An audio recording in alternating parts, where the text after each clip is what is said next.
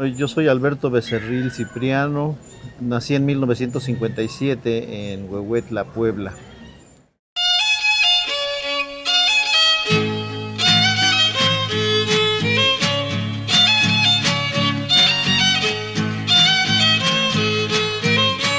Whisky pasquilla, kit pasquilla, kit pasquilla, whisky pasquilla, kit pasquilla, naki maxtakan, nik maxtakan. Mis padres eran personas trilingües porque fueron migrantes de zona náhuatl a región totonaca. Entonces yo crecí más bien en el contexto familiar náhuatl y con los hermanos de mi mamá, con mis tíos, platicaba en náhuatl, aunque mis padres, siendo trilingües, siempre me hablaron en español. Creo que mi lengua materna es el español y como una segunda lengua, la lengua náhuatl. Y la abuela paterna era médico tradicional, entonces ella tenía pacientes totonacos que la visitaban casi cotidianamente. En el tiempo que yo estuve en casa, antes de que me robara la escuela, porque la escuela nos saca de la casa, yo convivía con la abuela y era el que le traía, le arrimaba las plantas medicinales, el agua o lo que requiriera para atender a sus pacientes. Entonces yo aprendí totonaco solo auditivo y ya cuando ingresé al servicio en 1976 me mandaron a una comunidad totonaca y tuve que poner en práctica aquello que solo sabía de memoria, ¿no? Luego, pues para 1986, cuando ya llevaba 9 años de servicio como docente, me invitaron a participar en la Asociación Nacional de Profesionistas Indígenas Nahuas. Y ahí tuve algunos desempeños, algunas comisiones y empezó ahí el interés por la educación indígena, por los derechos indígenas y también una inclinación hacia la cultura, aquello que habíamos aprendido en las lecturas de poesía o de narrativa de la secundaria. Estaba como una posibilidad porque se hablaba de formar un grupo de escritores. Además de eso, Alberto Becerril ha sido docente en educación indígena, director de educación primaria indígena y docente en la Universidad Pedagógica Nacional en el campus de aquí de Zacapuaxtla. Yo me jubilé en 2022. Ya me desafané de la universidad, de la educación primaria y ahora pertenezco a un grupo cultural y artístico que se llama Voces de mi Sierra. Hacemos un festival mensual de manera voluntaria y autónoma. No nos paga nadie y no le pagamos a los artistas, solo les damos el espacio para que se expresen. Y hemos tenido en un lapso ya de 6 años, casi ininterrumpidamente, salvo por la pandemia, participación de declamadores, de poetas, de ballets folclóricos, de cantantes, de ranchero, de bolero, de tríos, guapangueros. En otro grupo de escritores hemos venido con muchos esfuerzos reuniéndonos durante 2022 y 2023. Somos una docena tal vez de escritores dispersos en la sierra. Yo escribo en forma bilingüe, los demás escriben en español, algunos también en forma bilingüe.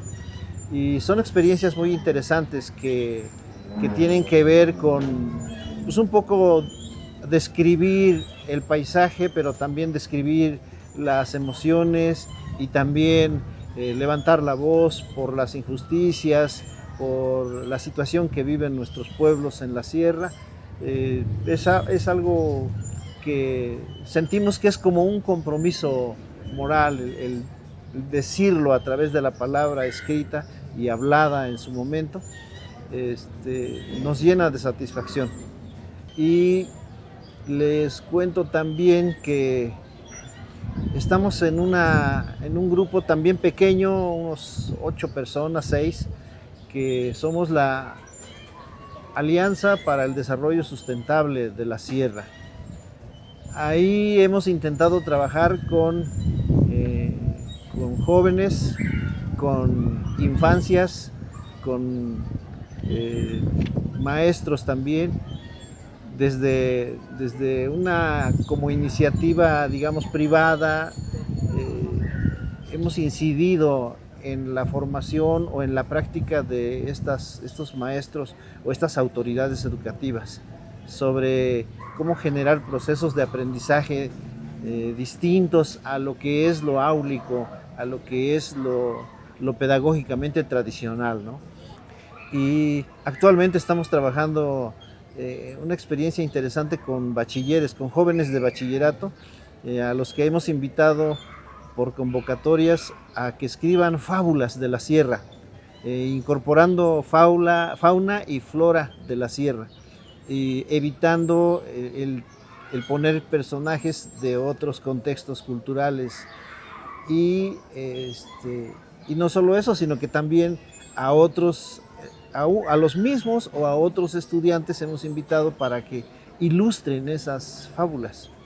Entonces, en alrededor de un año llevamos ya algo así como 14 o 15 ganadores de esos concursos, y tenemos entonces ese número de fábulas y sus ilustraciones.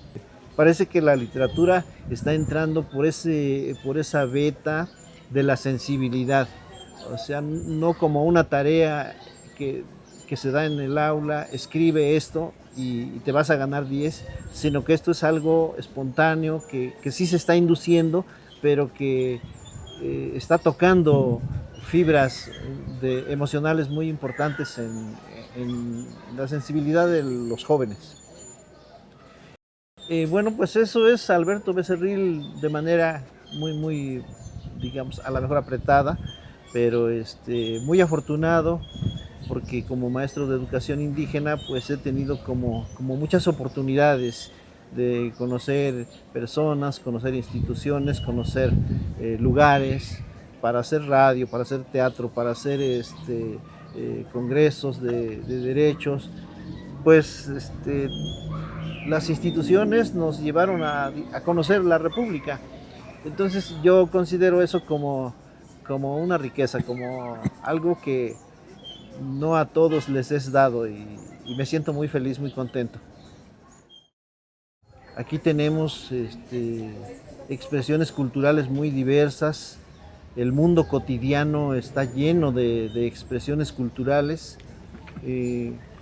Cuando se habla de cultura solemos hablar de fiestas patronales, pero si hablamos de una fiesta patronal no ocupa solo una fecha en un momento, sino que mañana es en otro espacio, pasado mañana en otra, y entonces toda la cotidianidad, todo el momento de un calendario está lleno de esas experiencias que la gente vive. Igual la gastronomía, las artesanías, el trabajo, como subsistencia o como creación artística, emocional, sirve a todo esto. La práctica de la lengua es lo que más, digamos, resistencia muestra y lo que más embate sufre, porque tenemos pues un mundo, una cultura que es dominante, no porque venga de otro lado, sino que está aquí, pero que su vehículo es el idioma español. Entonces el idioma español está en la escuela, está en la carretera, está en el comercio, está en la calle, y eso hace que nuestras lenguas no tengan un uso social amplio, sino que sea un uso reducido, un uso familiar, un uso a veces hasta clandestino, porque todavía hay gente que o bien siente pena o bien siente aversión, como si eso fuera algo que ya no necesitamos conservar. Y también hay la gente que está sufriendo porque dice, ¿qué va a pasar con mis hijos?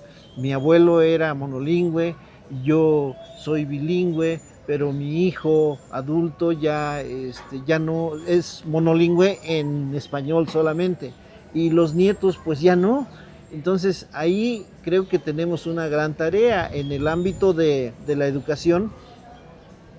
Yo he solido, digamos, como plantear que hay que reconocer que es la educación, la escuela, la que nos quitó nuestras lenguas, porque llegó un programa de castellanización que fue institucional y por lo tanto obligatorio.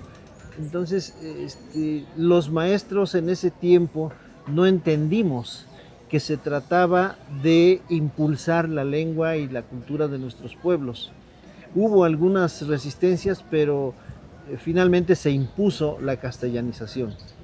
Entonces ahora los mismos pueblos originarios piensan en español para hablar en su lengua, y es importante regresar a pensar en la lengua para hablar en la lengua, pero eso implica generar una conciencia, digamos, en el gremio magisterial, en el gremio eclesiástico, en el gremio artístico. Todo mundo debería regresar, pero para que eso se logre hace falta construir una conciencia a partir de preguntarnos qué somos, de dónde venimos, a dónde queremos ir, no a dónde vamos, sino a dónde queremos ir, cómo nos vemos más adelante, y qué tanto es valioso aquello que hacían nuestros abuelos, qué tanto estamos perdiendo cosas. ¿Vale la pena perderlas o habría que hacer algo? Y ahí yo creo que es muy importante, cuando hagamos conciencia, la sociedad va a recuperar, pero también en la escuela necesitamos que se aplique un principio pedagógico elemental. Digamos, yo digo, ahorita, en este momento, en Alemania, a los niños alemanes, en la escuela alemana, les están enseñando a leer y escribir en alemán. En Japón, en japonés. En la India, en hindú. En Italia, en italiano. Pero aquí, en nuestro México, a los niños totonacos les enseñan a leer, a escribir en español. Entonces eso es una cosa injusta, inadecuada, inapropiada. Yo lo he dicho con todas sus letras, es como un acto criminal, es una imposición que no va. Por eso me interesa, me urge que haya conciencia para comprender y poner en práctica el hecho de que una educación indígena tiene que caminar en lengua indígena, con maestros que hablen y escriban lengua indígena. Por eso yo escribo, porque yo no considero completo el lema de ir hacia un país de lectores. Bien o mal, ya estamos en un país de lectores. Correcto. Lectores que consumen información de otros autores.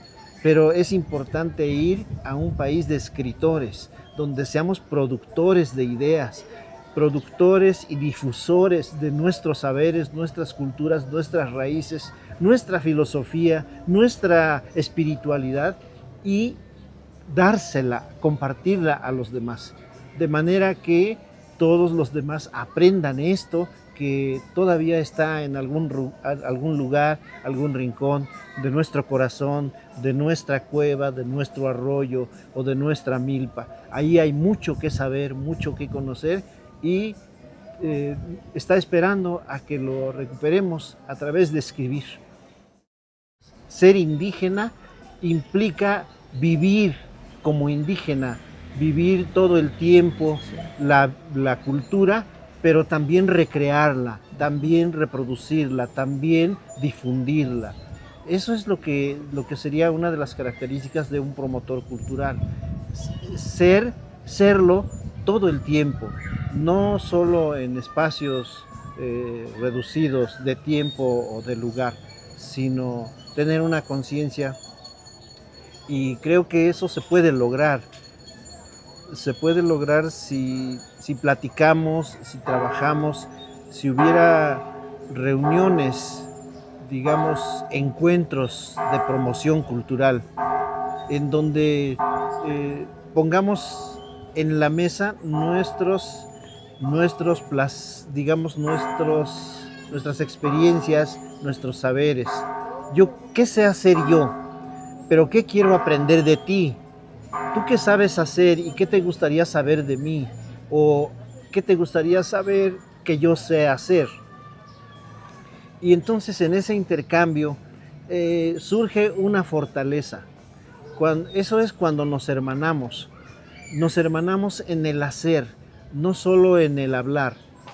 Nos hermanamos en el construir cosas de manera conjunta, porque muchas veces caemos también en lo individual. Yo he hecho mis trabajos de manera individual, porque como maestro me dijeron en carrera magisterial, tienes que presentar un texto, un manual. Bueno, no me lo pidieron, pero estaba ahí la convocatoria. Y entonces yo hice un manual de creación literaria, pero como un producto mío, con un folio, con una matrícula. Y bueno, ahí surge un papel de apropiación, pero muy personal, un apego que no le sirve a nadie, porque es solo mío. Entonces lo que yo hago es mostrarle ese trabajo a todos. Y yo mismo le digo a la gente, protege las cosas que haces porque te las pueden robar. Pero yo le doy digamos, a todo mundo lo que yo voy haciendo. No escatimo lo que yo hago. Y hay quienes me dicen con razón que pues no, hay que ponerle un acta de nacimiento a nuestros hijos, ¿no? Sí. Entonces, características de un promotor cultural: conciencia, amor al trabajo. Y un promotor cultural también debería tener un patrocinio, un respaldo institucional, porque creo que las instituciones de promoción de la cultura deben de generar promotores, pero cuidarlos, protegerlos, fortalecerlos, formarlos. Entonces debe de haber como una solidaridad entre pueblo y gobierno para crear este tipo de gentes que se dedican a impulsar procesos culturales. Algunos han leído nuestros textos, nuestro camino. Yo estuve 22 años en la Universidad Pedagógica y mi discurso ha sido culturalista. No se olviden de sus pueblos, no se olviden de sus culturas. Y he tenido la suerte de que al paso de años me encuentro con personas que me dicen: usted fue mi maestro y yo estoy haciendo este trabajo en mi comunidad, o no me olvido de aquello que usted nos dijo. Entonces siento que de manera muy modesta, de manera muy sencilla, se ha sembrado una palabra, se ha sembrado un ejemplo, se ha sembrado una inquietud en algunas personas. Creo que ha valido la pena vivir. Pues yo hablo mucho, o hablo de la necesidad de la difusión de la lengua. Una estrategia para fortalecer las lenguas de nuestro país es que la escuela trabaje con la comunidad, que los maestros le dediquen más tiempo, porque la lengua indígena es una asignatura marginal en la currícula de nuestra escuela. Digamos que Lo que yo vi en mi experiencia, es que se lleva español de lunes a viernes, matemáticas de lunes a viernes, ciencias naturales, historia, geografía, etcétera. Pero la lengua indígena se trabajaba una hora en la última hora el viernes, cuando los alumnos están fatigados. Entonces no había mucho resultado. Otra es que se trabajan ideas aisladas, palabras sueltas. No se trabajan ideas, no se desarrollan textos. Entonces eso es lo que está faltando. La estrategia tiene que ser también utilizar a plenitud los medios de comunicación disponibles. Tenemos que desarrollar una industria cultural digital. Nos hacen falta las digamos, videonovelas, los videocursos, los videocuentos, los videoteatros en lengua indígena. Tenemos que trabajar bibliotecas en lenguas indígenas. Tenemos que desarrollar procesos de apropiación cultural. No son solo los indígenas que ya no hablan lengua indígena los que deben aprender, sino también los que son de ámbitos urbanos también deben de aprender y deben enseñar. Entonces, tiene que ser una revolución que nos empape a todos. Yo recuerdo mucho, he visto varias veces la experiencia vasca, que es un video de 42 minutos que habla de cómo en España, en 1970, los abuelos de pronto se detuvieron porque dijeron, ya nada más nosotros hablamos lengua y nuestros hijos y nietos y bisnietos no hablan. Y entonces ellos se pusieron a trabajar con mucho coraje, con mucho entusiasmo, de manera que al paso de ¿qué será?, de medio siglo, ellos tienen ahora universidades donde se da astrofísica en euskera, se da química, se dan matemáticas, y tienen bibliotecas, tienen televisoras, radiodifusoras que transmiten permanentemente en sus lenguas. Tener 20 estaciones de radio en lengua indígena en el país, en un país tan grande, en un país con 68 pueblos indígenas y más de 300 variantes, pues es muy poco, ¿no? Necesitamos mucho radio, mucha televisión, mucho youtuber en lengua indígena. Necesitamos revolucionar. Eso es lo que hace falta. La estrategia tiene que ser nacional en todos los sentidos.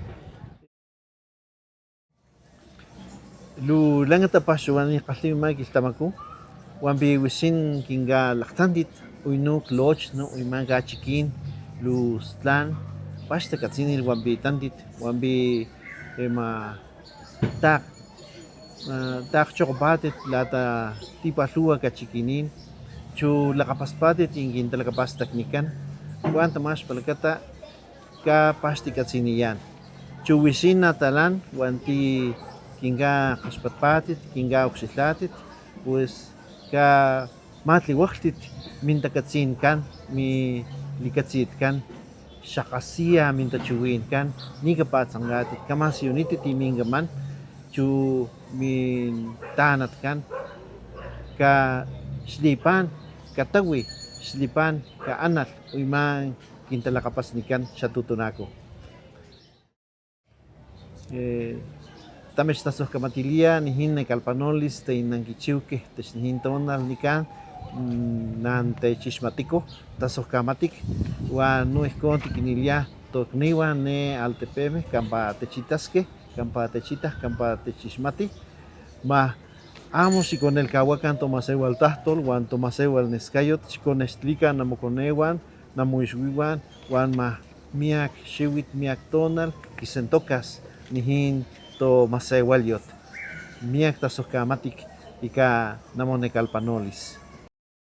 Muchas gracias por visitarnos, muchas gracias por venir a conocer estos lugares.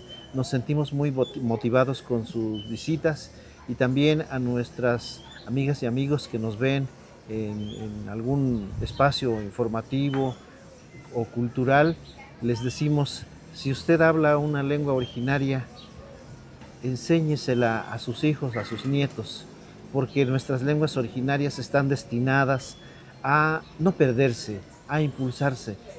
Tenemos que soñar con acrecentarlas, soñar con que mañana o pasado tengamos también el Quijote de la Mancha en nuestra lengua originaria, Los Miserables, Jacinto Canec, otras historias, Ben Zulul, de Rosario Castellanos.